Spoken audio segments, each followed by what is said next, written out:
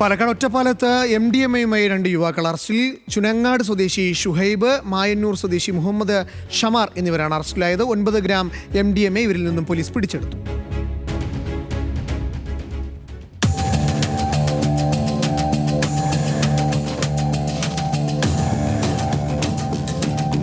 ബുധനാഴ്ച രാത്രി 7:30യോടെയാണ് ഒറ്റപ്പാലത്ത് കാറിൽ കടത്തുകയായിരുന്ന മയക്കുമരുന്ന് പിടികൂടിയത്.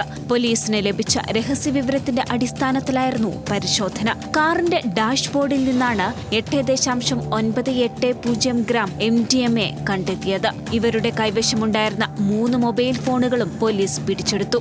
മൊബൈൽ ഫോണുകളിൽ 2 എണ്ണം തങ്ങളുടേതാണെന്നും 1 മറ്റൊരു സുഹൃത്തിന്റേതാണെന്നും പ്രതികൾ പോലീസിനോട് പറഞ്ഞു. കോയമ്പത്തൂരിൽ നിന്നുമാണ് മയക്കുമരുന്ന് കൊണ്ടുവന്നതെന്നും ഇവർ മൊഴി നൽകിയിട്ടുണ്ട്. പ്രതികൾ സഞ്ചരിച്ച കാറും പോലീസ് കസ്റ്റഡിയിലെടുത്തു. കേസിൽ കൂടുതൽ പേർക്ക് പങ്കുണ്ടോയെന്ന് അന്വേഷിച്ചു വരികയാണ്.